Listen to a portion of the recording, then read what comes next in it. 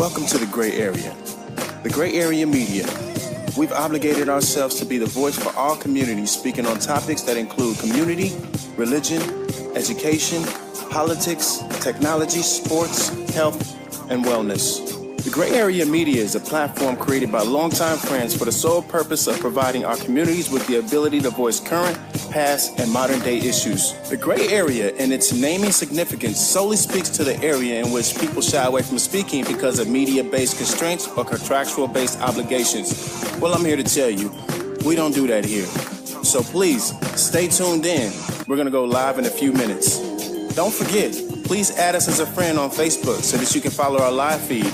And not only that, please add us on Twitter and Instagram at The Gray Area Media. Please visit our website at www.thegrayareamedialive.com. Thank you.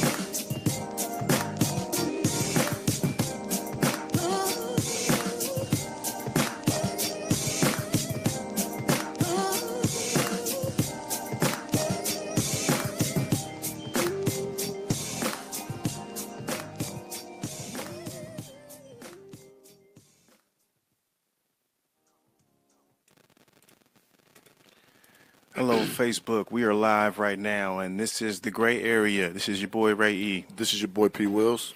And we have some special guests in the building. Sharon Mason is back again. Been here a couple times. Back again. What's happening? Hello, hello. Talking about Mary Jane for Punks. Because it's not. We gonna go in detail this time. Yeah. And we have a new guest to the cast of The Gray Area Media. Hello, hello. Tamia Carruthers. Absolutely. How are you all doing? Doing Good good. to have you here. How are you doing? I'm doing great. Okay, Doing cool. great. You're speaking on your book, The Child of an Addict. Absolutely. And you guys both have some very intriguing, very interesting stories, and you were able to author that into a book that is going to become a bestseller. And you guys have just released them, and they're doing well. You guys are speaking all over the place, and there's some great things happening. So let's start with Tamia. So we heard a little bit about Mary Jane for Punks, but we're going to get into it. Now, Tamia, Yes. if you could Yes. give the viewers who are just now introduced to you today Okay. a little bit about who you are, your background, and a little bit about your book.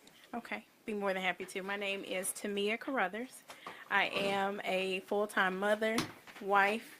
I'm also a life coach within the Indy area. Okay. The book Child of an Addict is based off my life. Not only the child of one addict, but two. Okay. I also witnessed my grandmother was an addict. My great-grandmother that raised me was a functional alcoholic at one time.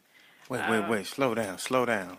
Mom, Uh-huh. dad, Generational. grandma, Absolutely. great-grandma. Wow. Okay. Wow. Yeah, so all of those people that were surrounding me were affected with some type of addiction. Right. So just by the grace of God, I was able to break that curse and break that cycle of generational addiction. Wow. So, I mean, and people say this, when you come from a family of addicts, you destined to fall into some form of addiction. Absolutely. A lot of people think it's generational and it's in your DNA, some will say. A lot of people will say that it's what you grew up around, so it becomes normal and your way of coping with things. And traditionally, sometimes that does happen. I mean, you counsel a lot of different families and a lot of different things, and you'll see the kids grow up completely fine, and when they become adults, they go back into the same thing that their parents did. Yeah. So what led you to detour? I just had to do something different. Also, in addition to the addiction, there was a generation thing where my great-grandmother was pregnant at 15, my mother was pregnant at 15, my grandmother was pregnant at 15, and I actually did become pregnant at 15, but that was when I said, that's it, that's the only thing that I'm going to follow in their footsteps with. Right. Wow. Yeah, my father, I mean, he wasn't, like active in my life like that, but, he was an addict.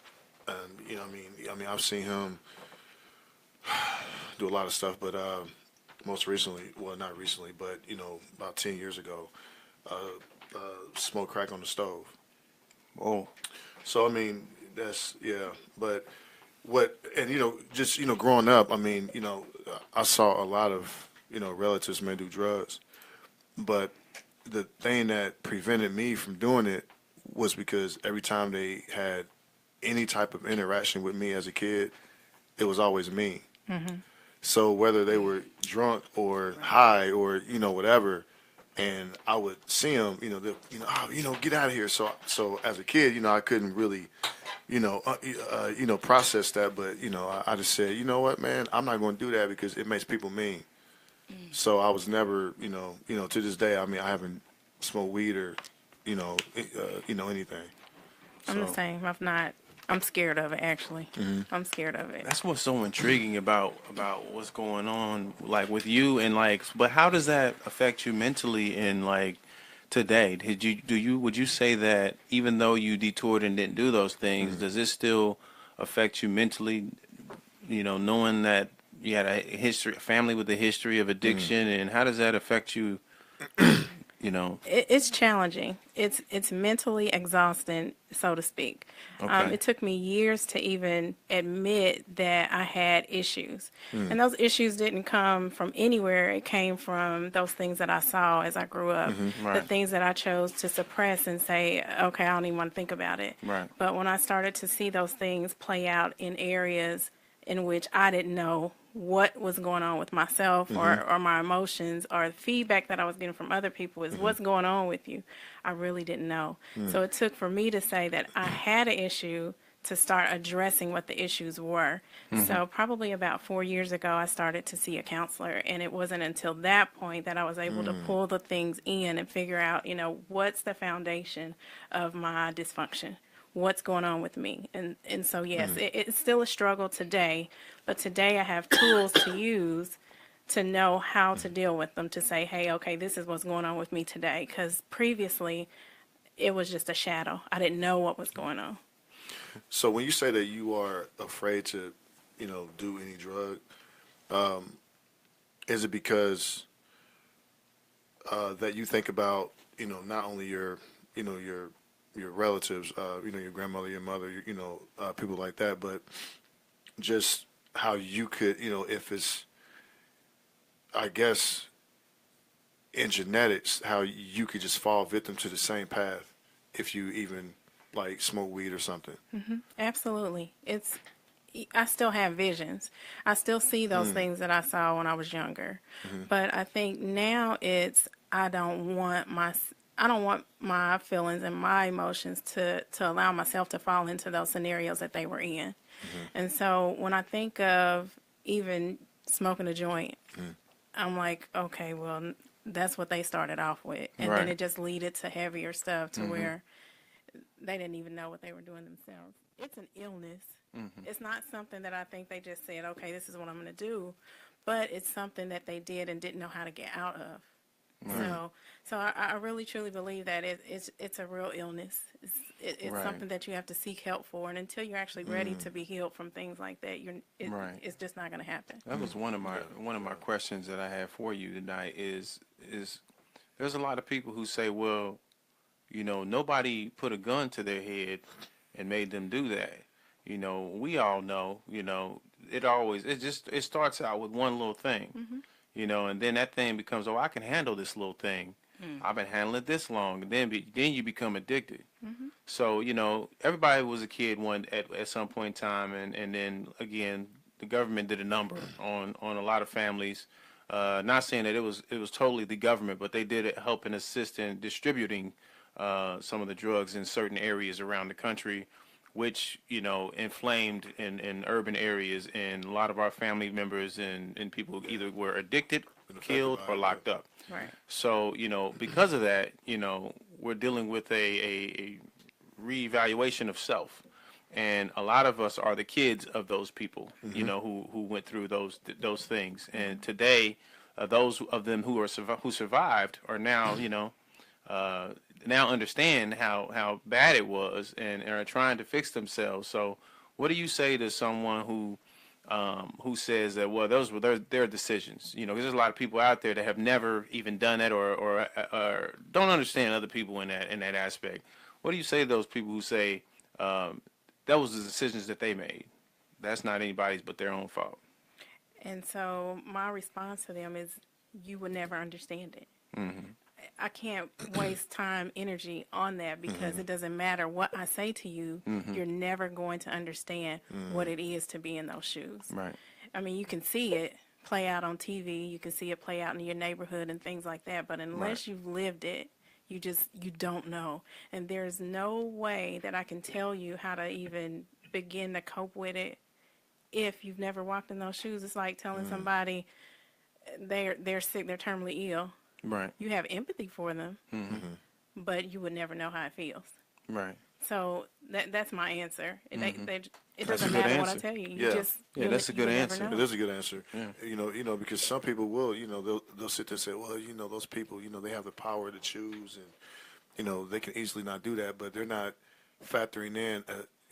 There are circumstances that trigger certain things. Whether you see it as a kid, and then you grow up, and then you try your best not to repeat that same pattern, but some people do that. I have cousins, man, that they saw the exact same stuff that I saw as a kid, and they repeated that pattern. Because you are a product of your environment. But I'm just glad that you broke that cycle. Yeah, it takes a lot of willpower and strength in order to endure some of the things that we see as children of addicts growing up. The abandonment issues, the I'm not loved, or why don't they love me? Those are issues that we deal with consistently. I still struggle with those today, with relationships and things of that nature. Up until probably about 2 years ago, self-sabotage was my thing. Once I felt I was close to somebody, it's time for me to move on. It's time for me to push you away, because in my sight is, if the people that were supposed to love me didn't love me, why would you? So those are all issues that I still struggle with today. And although neither one of my parents at this moment are engaging in activities, they still don't have the mindset to know the damage that they've done to me. And until they actually face it and say, hey, I did do something, this is a reflection of what I did, we just would never have that relationship. And that's something I've had to come to grips with. Right. And thank you for being transparent about your relationships and personal life, because there's a lot of people out there that was in your shoes and maybe even today still struggling with the fact that they had a bad life, and some don't even want to tell the significant other that they're with. Being transparent about that. We have shows about this, about mental health and about just coping with some of the things that you deal with personally, and sharing those with people will help you heal and get over those things. So thank you for sharing that. That absolutely helps in all areas. The book, I gotta get it. Marriage Ain't for Punks. I have to get it because I've been married for 21 years. Congratulations. Last week. Yes. Congratulations on that, though. Thank you so much. Yes. So when I went into that marriage, I carried baggage that he had no clue about. That baggage that I took into that marriage came out in ways that I can't even explain to you on air. Wow. But once I decided to allow my husband to know who I was, then that's when the evolution came for us. That's when we were able to communicate better. That's when we were able to see each other for who we are. I had to accept him for him. He had to accept me for me. But I never gave him the option to accept me for who I was when I went into the marriage, because I kept that baggage closed. So I need the book. I mean, and that's, we'll roll right into that, in regards to relationships and marriages. We say marriage ain't for punks, but it really starts with a general relationship. Yes. Tell us more about, tell the viewers who you are. We know who you are, but, tell those new people who watching who you are and a little bit about your book. Okay, Sharon Mason, married, celebrated 10 years about a week and a few days ago. Congratulations on that. Yeah, clap, clap, clap. Yes. Also, I'm a marriage and family therapist. And we were talking before the show got started, talking about how pretty much this book came about. But just was at the park having a heart-to-heart with my husband. We're walking, just having a conversation, and I was like, man, marriage ain't for punks. Right. And he's like, you should write about that. And that's how the book came about. Wow. But usually when people hear just that phrase, marriage ain't for punks, they think about how hard marriage is. And I really didn't go from that angle. I went from the angle of, if you're not willing to deal with your issues, your mess, it ain't for you, because it's not going to work. If you're not willing to, like you said, once you started to see your stuff, after a point you decided, I'm going to have to deal with this stuff. If you don't get to that point, then how is this thing going to work? Because somebody's going to be miserable. Chances are you're both going to be miserable, but at least one person is going to be miserable. So even if it doesn't end in divorce, who wants to be miserable? Right. So we have to work on our own stuff. And a lot of times we're in relationship, and it's easy to point to the next person because they've got junk too. Right. So let me keep pointing out your stuff. Let me keep showing you what you need to fix. When in actuality, I can't fix you, but I can definitely work on myself. Right. So that's what the book is all about. You really looking at your mess, as ugly as it may be at times, and getting to the bottom of it and dealing with it. And a lot of times it goes way back to those experiences. You're talking about childhood and whatever the situation, even if you came up in a so-called perfect household, which there is no such thing, there are things that you took from that. You know, you may have been overly pampered. You may have received all these great things told to you, placed on a pedestal that you're perfect, you're great, and that's just not reality. And so whatever side you experience, you still have things that you need to deal with, because nobody walks into the relationship without some baggage. Right. So deal with your stuff. Right. A lot of people don't understand that you have to be mentally ready before you even get into a relationship. Yes. That, and I speak to the singles as well. Right, Yes. right. That's the most important part. A lot of people are married to. Oh, you turn the volume down. It's all good. Yeah, it's certified. A lot of people are married to the idea. They're married to visuals. They see other people. Oh, I want to have that, and they look so good together. They don't realize that. Boy, it was some fights and some things going on. And there may still be some fights and things going on. Oh, yeah. Right. From the outside looking in. Right. And a lot of people, and I applaud people who are single, and I'll tell you why. People who are single for certain people who are single for extended periods of times reevaluate their own situations, and they don't get into something until it's absolutely mentally okay for them. Yeah. Now the ones he talking about, they not single. Responsible ones. They not single. The people who call themselves single but ain't single, we already know. We not talking about y'all. I'm single and searching. Right. Yeah. You can't be single if you still out Searching there for the wrong stuff. Yeah, if you still out there handling business, that's not single. But those people who are holding on to their self happiness, their self worth. This is men and women, trying to figure it out until they get with somebody. Because after you've been through like a certain amount of relationships, and you've found out that either you're no good at relationships, or two, you just keep meeting the wrong people. So you find that medium, and then you decide that, what, maybe it's not me, or if it is me, I'm going to figure that out. And then, when I encounter someone that I feel like is worth my time, then we'll figure that out. Can I speak to that part about you're encountering sure. the wrong people? Yeah, for sure. Please do. So when I think about I continue to encounter the wrong person, it's something about me that's drawing that type of person to me. So it's being mindful, what is it? And a lot of times it's a void. It's something that I'm needing, that I'm desiring. And I always talk about everybody needs attention, affection, affirmation. So that's from being a newborn till you leave. Attention, affection, affirmation. Yes, you need all three Break of it those down. A's. You AAA battery. You need. Break it down. Let's start with attention. Charge it Yeah, up. so you're needing attention. So you're needing somebody to say that you're important enough for me to put all of my everything. Yeah, here I go. You're my focus. And so you're putting all that attention. I mean, here you are. I'm not looking this way. I'm not looking that way. I'm sitting here. I'm watching you and taking in what you're doing. And actually, I'm giving feedback as well. So you're needing the attention. Okay. And unfortunately, this is how we do it these days. So our quality time is I'm spending time with little Johnny, but I'm over here, and this is what is getting my attention. Up. So you're telling me right away that I'm not deserving of your attention. Right. Not good. Right. Not good. You're having a conversation with me, but I'm way somewhere else. I don't have time for you, but I have time for this. Right. So that's one thing. When you talk about affection, so that means, you know, when they start getting a little bit older, a lot of times, oh, no, I don't want you to kiss me or hug me, but really, yes, you do. Right. I mean, so that's whether you're giving a pat on the back, the arm, you're hugging, you're embracing, you know, affection. Right. You know, and that's not just Too much pride. physical affection. Yeah, I mean, a lot of times, oh, I'm too old for that. No, you're not. Right.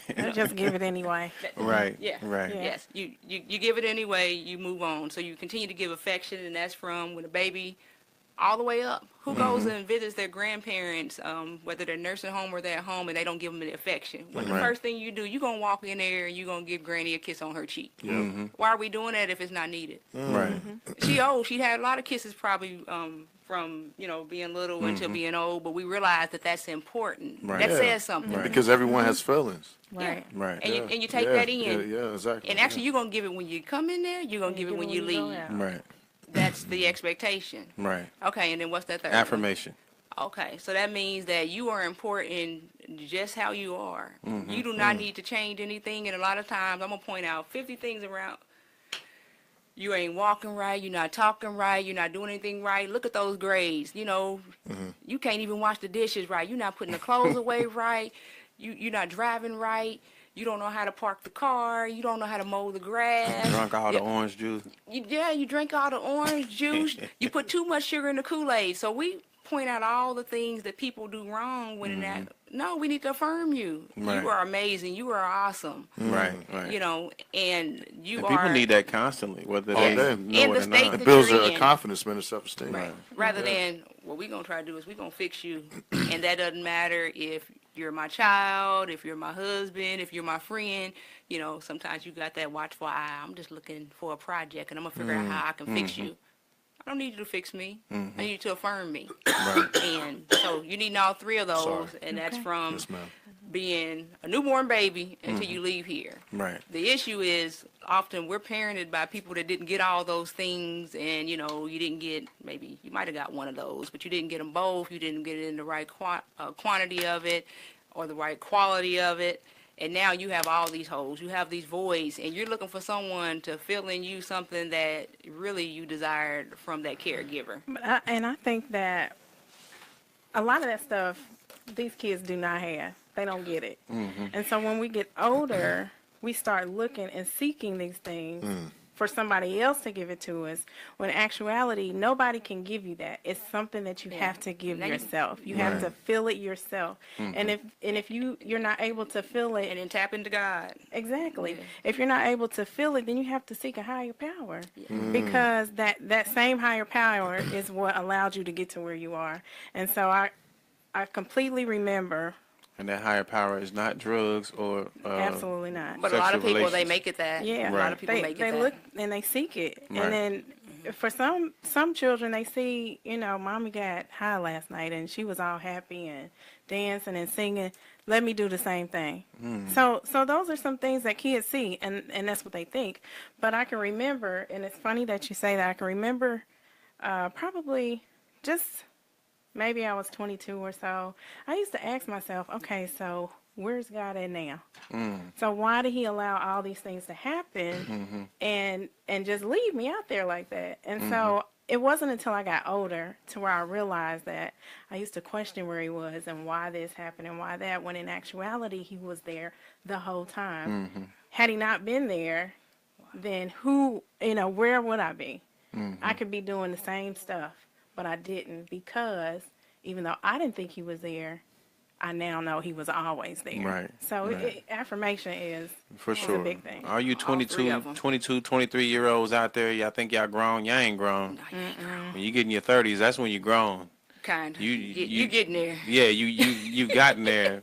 There are so many things that, and this is my thing is like I talk to some teenagers all the time, you know, young men who are adults now are still like 18, 19 years old, and I tell them there ain't no rush Don't rush. Have fun with your life. Have friends. Just enjoy being young because there's so many things that you haven't gone. Like these kids be having grown people like y'all. They've been married for years and they only like 19, 20 years old. Problems. Right. It's like you ain't seen nothing yet.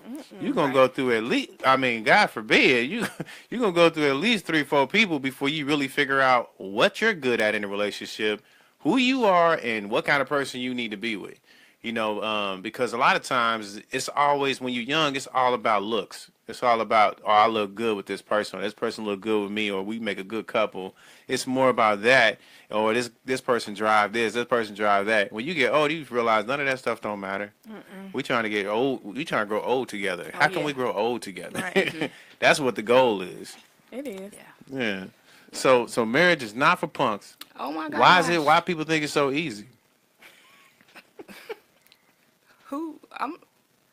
I'm not sure if people necessarily think it's easy, but it's that thing that everybody, well, not everybody, that a lot of people want.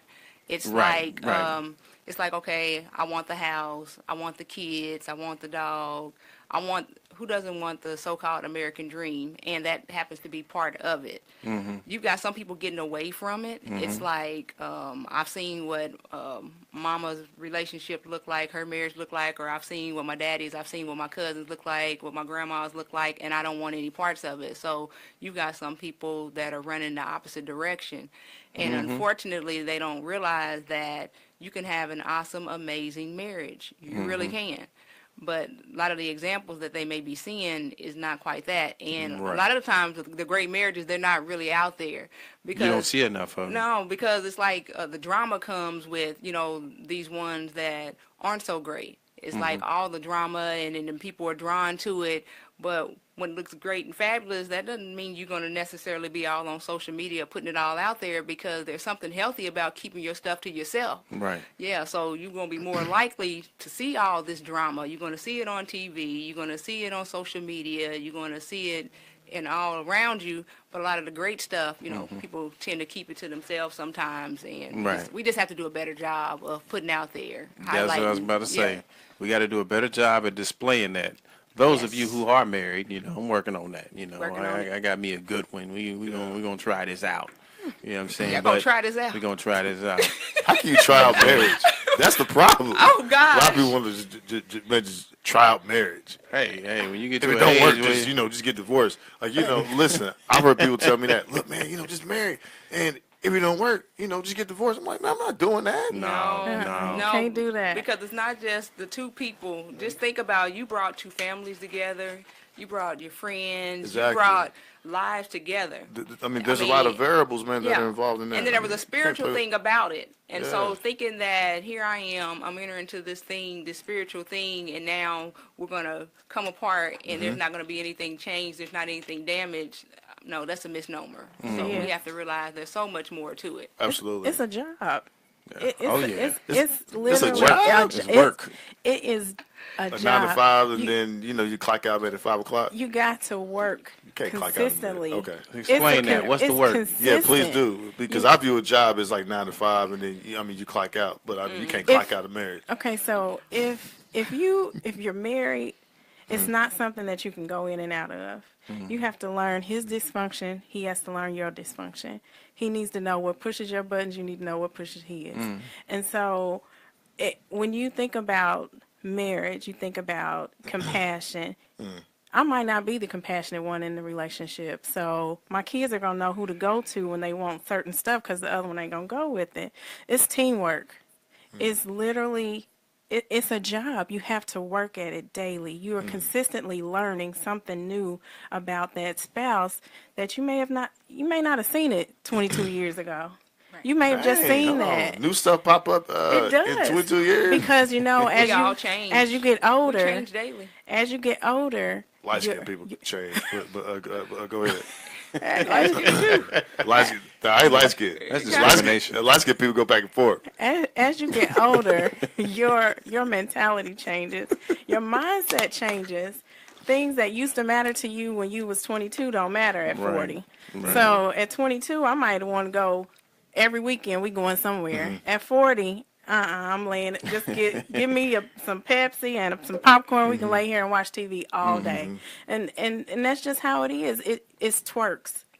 I mean, it's tweaking. You got twerks and tweaking. Twerks and tweaking. I mean, you know we are in the twerking era too. There is some twerking that needs to happen. You know, but that's what it is. I mean, hey, it's just married. Why that's not? it. That's it. And if you don't keep it alive, Yeah. Right. it dies. Just So like you got the everything days else. that she's speaking of, those days that it is going to be in the house and eating the popcorn, but it also has to be the days that we getting out. Are you serious? So we get sometimes too comfortable with one another, and you have to still go out. You have to continue to date one another. And so when you stop dating one another, then there's an issue. I've become too comfortable with you, so I know that I'm just going to stop home and grab us something and we're going to sit here. It's like we ain't going to no more plays, no more movies. We through traveling. We can't. What we going to do? But we built those houses in a way to where everything we want is right here. Right. Well, that's great. You can have all the things you want within the house, but I'm going to need you to get your behind out the house and go do some things. Man, it's so hard to leave the house. Hey man, listen. Already? When You ain't have even said I do everything, yet? when you have everything, and it's That's. Hey, listen, I'm with him. I mean, when you have everything in that crib, Oh, boy. I'll be having everything in the crib. But I love to travel. Yeah. I'm not a local person. Like I don't like going to the local casinos. Like like stuff that people like doing. I like going like across the country. That's doing something to me. Okay. Now You I have to know. balance that out, yeah, though, yeah, because you can't yeah. always go across the country. I know. So are you going to have to wait 3 months or 6 months to go do something? So that's where you Right. have to balance it out. All right, we're going to do some things locally because that's more convenient sometimes. Right. But then you can also go do some things. So you have to be able to have that mixture. But we can't be holding out until, we've got a few days off. Like baby, we got 4 months.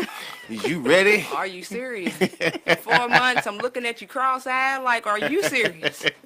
Really? Yeah. Is this what I signed up for? But I do need to get out more.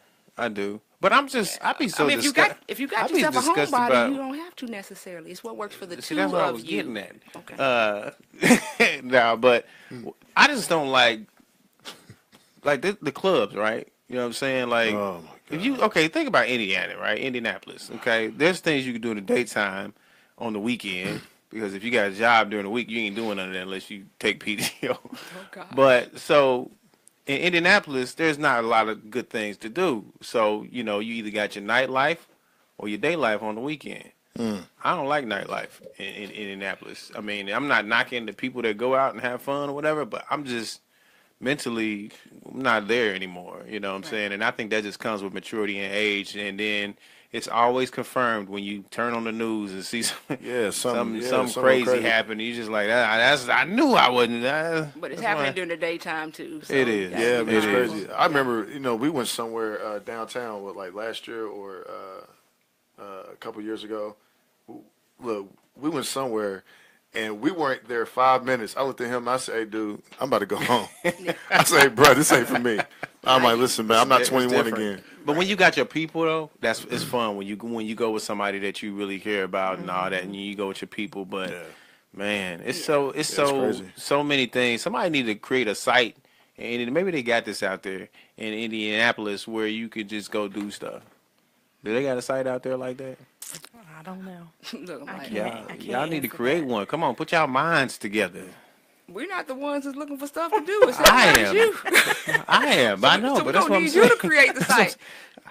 If y'all create the site, we ain't going nowhere. And the thing is, sometimes we say there's nothing to do when actually there are things to do. There really are. You got things that people will put together, and it'll be things that necessarily don't cost a whole lot. And sometimes there's even things that are free or reasonable, or they may even cost a little bit. And then it's like, oh, now I have to beg somebody to come to this event. So, I mean, when people put things together, make sure you go and you actually Participate. Yeah. 2018, I'm doing everything. I'm gonna go get the Nuvo.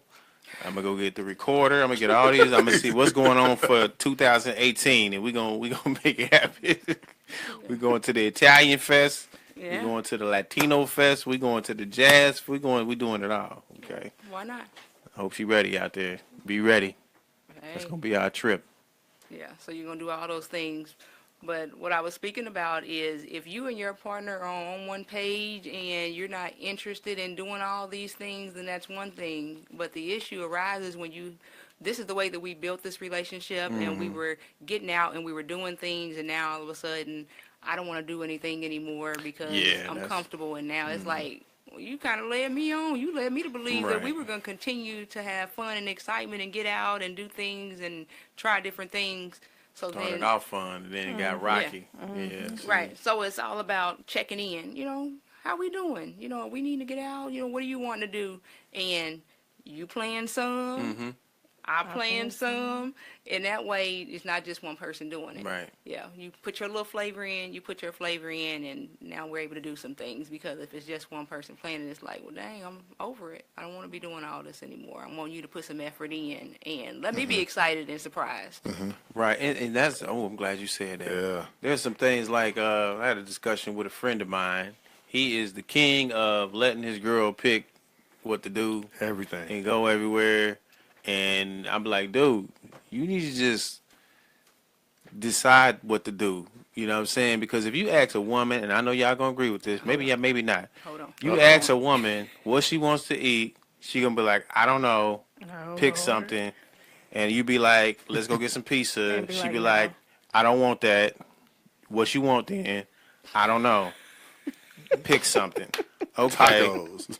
Can we go get some burgers? I don't want that. Okay. Hot dogs. Pick something.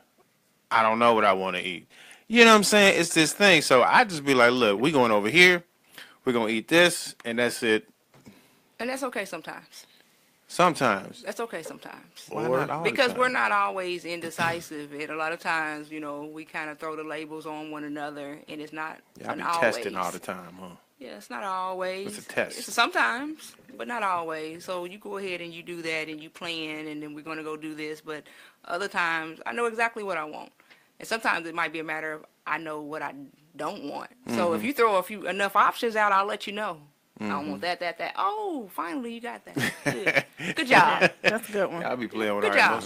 emotions. Yeah. Let's talk about and this is kind of along the lines of of your book or whatnot, like parenting.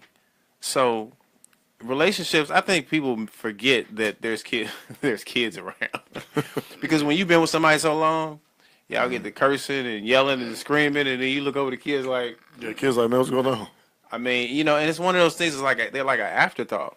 You know what I'm saying? So maybe you can go into, and you're a counselor, so I know you hear about this stuff all the time. Right. But what are some things that parents need to take in consideration in regards to their personal habits or activities, and in regards to like just kids being around in general? Because we all do it sometimes. We just forget that the kids are around and we start talking crazy. So go into why it's important for us to take that in consideration, like kids. Volume. The volume. Fired. You Was that fired, me? Sharon. Yeah, that's you. You are fired. I didn't turn that on. You good.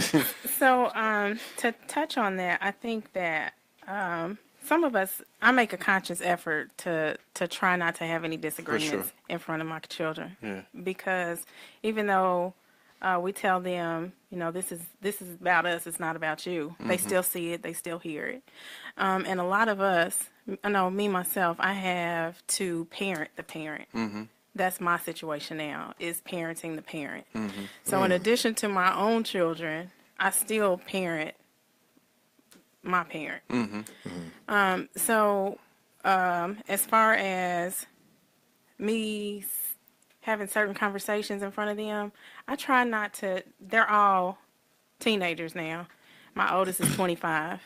So when I have conversations, it's not to overshadow them. I need them to know what's going on.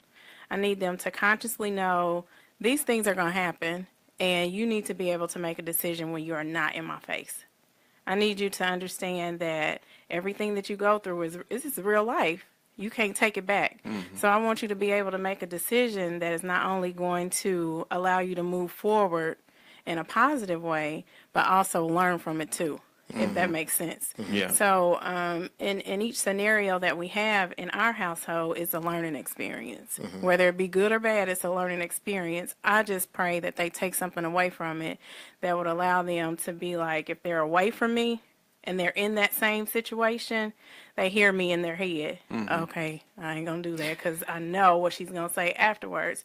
And that's the goal, is just for them to be able to take something away from it. And whether it be positive, because all of them are not good, and that's just the reality. All situations are not good, and you learn from the situations and the scenarios that you're in.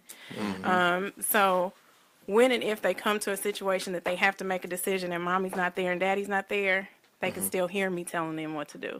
They know exactly what to do from the scenarios that they've been in already. Right. That's good. Yeah. Yeah, what I was going to speak to is you have to have just some ground rules within your relationship, because a lot of times we think that, you know, what we do is we cuss and we fuss and we do this and we do that, and, you know, you get mad, it's okay to call each other out of your names and all. No. So if you have ground rules, and this is not the way that we operate within this relationship, because if I don't do it, if I don't say it, I don't have to take it back. So I'm trying to be really mindful about what I say and what I do, because an apology doesn't fix everything. And then I don't have to worry about, okay, this is what, I mean, my child, she'd be 25. I mean, she'd catch up with yours in 2 seconds. So he's 24. So we don't have any little children. We have no children whatsoever in our home. God bless the you. living God, yes. So we don't have any children in our home until our grandchildren come over. And then we have, you know, and then nephews and nieces and You all get to that send good them back stuff. home. Yes. That's promptly. You send them back home. You love them and send them home. But even whether they're there or not, there's a certain way that you operate. I mean, sorry, we're not cussing each other out. I mean, I don't care how mad you got or how mad I got. We're not doing that. And you have to establish those things in the beginning. And sometimes you may not have done that. You have to find a way to do that, because it can be really destructive. And now you're wondering, you know, what the kids heard or what they saw. I mean, kids need safety. They need to feel safe. And if mom and daddy are cussing each other out, I don't feel safe in that. All I'm thinking is y'all going to break up, and then what's going to happen to us, or whose side am I going to take, and who am I going to stay with? Puts them in a weird position. Yeah, or who's going to get hurt, who's going to get something thrown at them this time, who's going to get locked up. Right. Now I don't feel like I can even go to school, because now I've still got what happened last night on my mind, and we're wondering, you know, the kids are at school, they're disrespecting, and this is of course not all children, but they're disrespecting the teachers, or they can't focus, they can't learn because they've got all that on their mind that they never should have seen or never should have heard. So be mindful, and they don't need to see everything. They don't need to hear everything. Right. Yeah. But and then not only that, but they carry those things into their own relationships. Yes. If it manifests in other ways Young and through old. them, absolutely. Whether it be just a relationship with a friend, or whether it goes into the relationship that they have with the significant other. Yes. Hence is why when you see little kids, they be cursing and doing all this crazy stuff. It's like they didn't just wake up and start that. They seen that somewhere, whether it was on YouTube or whether it's in the home. It's little kids. I had to check these other teenagers. We got a basketball court in our backyard, and teenagers from around the neighborhood like to come over and play. And I caught something. I caught them, like, there's some little girls came back there with them. And I'm like, oh, hey, that's some girls. They back here, guys, fan club. So that's what I'm thinking. On the way, I think the little girls was about to leave, and they started kissing the little boy. I'm like, whoa. I had to go out there and check them on that. One, it's other little kids around. And two, y'all too young to be doing that, and I'm not condoning that in my backyard. You know what I'm saying? Because now y'all think this is a safe haven to come over here and do that in. I was a teenager. I know how it is. You do something somewhere, you're like, oh, yeah, we're going to do it. We'll be over there tomorrow. We're going to do that again. Tonight. You know what I'm saying? So you have to check that early. And I think it's the parents' responsibility all over to not encourage that. You know what I'm saying? Don't encourage teenagers. I don't care what you think, what kind of teen love you think they got. Teenagers, until they turn 18, become an adult, you know, in some cases 21, they don't need to be doing all that, especially around other little kids, because that gives them the wrong idea, in which they go other places and mimic that. Oh, absolutely. You know, so that's a no. Y'all heard it here first from the gray area. Right.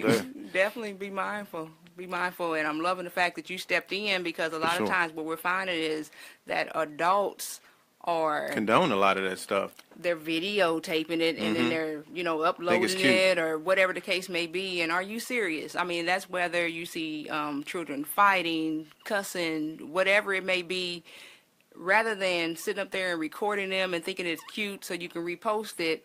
Have a that's right. Have a conversation and let them know that somebody cares and that it's not okay, because when you don't, the impression that you're giving is that it's okay. No big deal. Right. Stop being too cool to be like some parents are too cool with their kids. Yeah, they cool. Like, I did that when I was young. Dude, these kids are having babies early. They cool. Like, way early. Or they're scared. You've got 14, parents who are scared of their own children. Or they're catching, some of this new mess that's out there. Yeah. I mean, they got all type of different, STDs down, man. Yeah, it's crazy. And that's another thing. Like, don't be afraid to have conversations with your teenagers or your kids in regards to them being sexually active, because chances are, if you got a 15 or 16-year-old that like to go to the movies, to the mall, or to a friend's house, they doing or they're not curious. Necessarily, not necessarily, but you have those conversations. You have those conversations, and a lot of times it's like they're going to get it in school. I want them to talk to the health teacher or whoever. No, you sit there and you have conversations. I remember my daughter would tell me, "Mommy, we're going to continue to have these conversations, and we're going to continue to have these conversations." And then I put her in the what was it, Each One Teach One program, and they're talking about drugs and sex and all that good stuff and relationships, and she went through weeks of that. Then you become a peer educator. She's like, "Oh, not again. Oh, you gonna have this information. It's necessary. You get it from all angles. So when you make a choice, it won't be because you made an uninformed choice. You made an informed choice, and so that way the consequences, good, bad, whatever. Those are yours. Right. Absolutely. It's necessary. I believe. I wanted to talk about priorities and responsibilities. I think a lot of people, and we've all been at this place where you had to make a decision of a priority or responsibility in regards to that. The fact is, a lot of our homes have single parents, and even some of the homes that have two parents, priorities and responsibilities are a little bit twisted. We had a lady who is in a two-parent home. She don't know what to do with her son. They're kind of wealthy. They got money.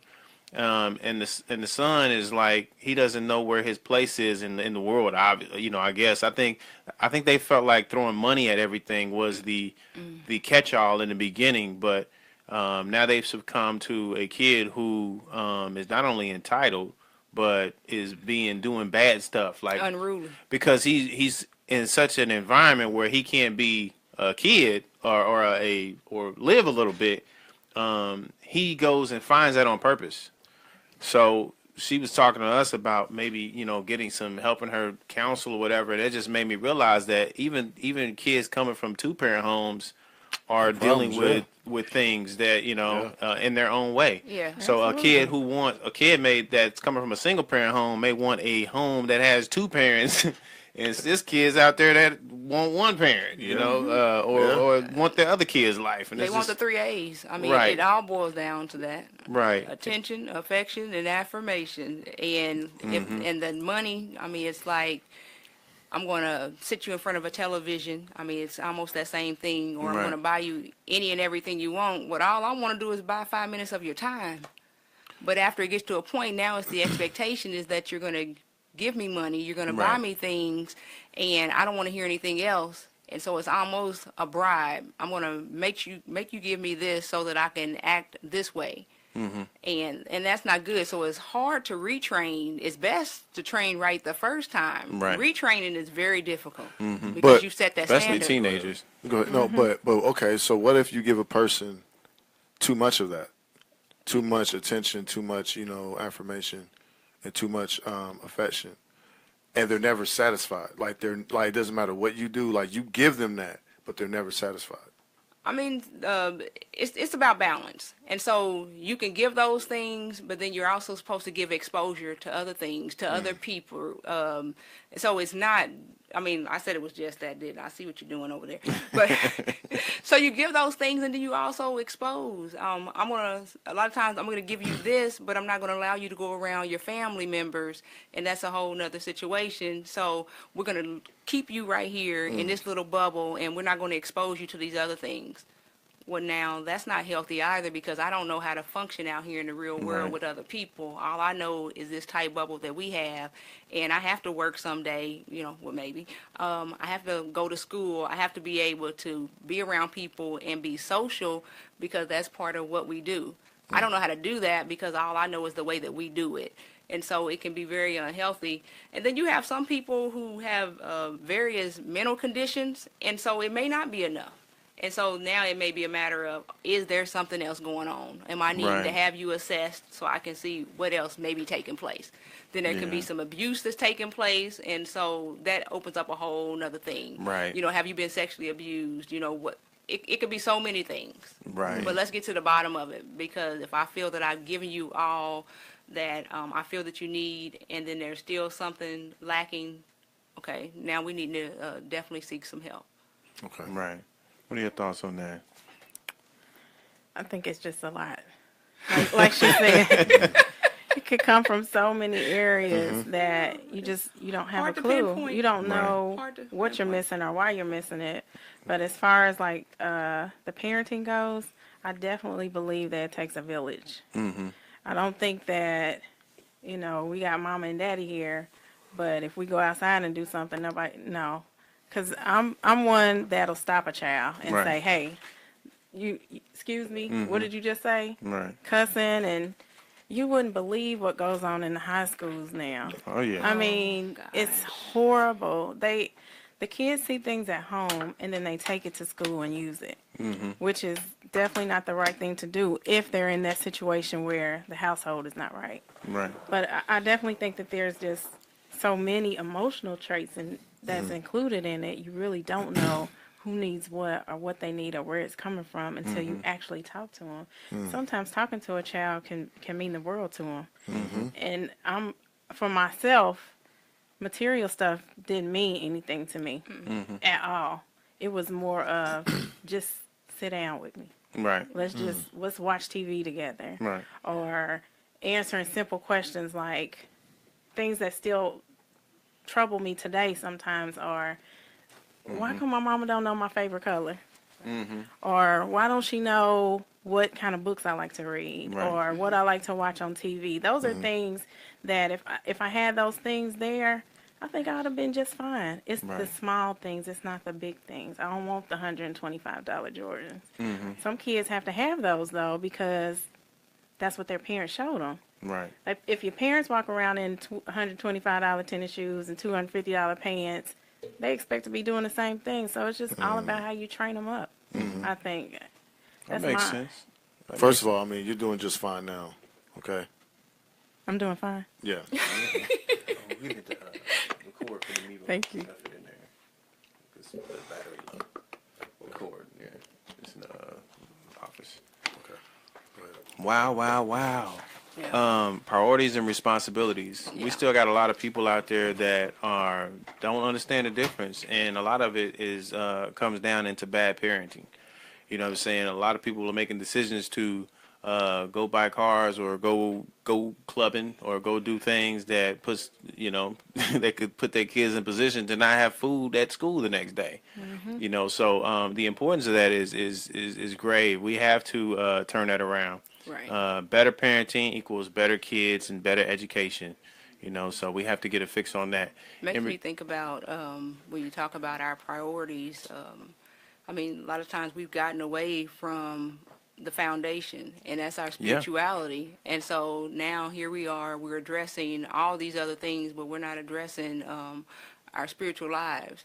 But do you feel like when you say your spiritual life, do you feel like, because I feel like not all churches.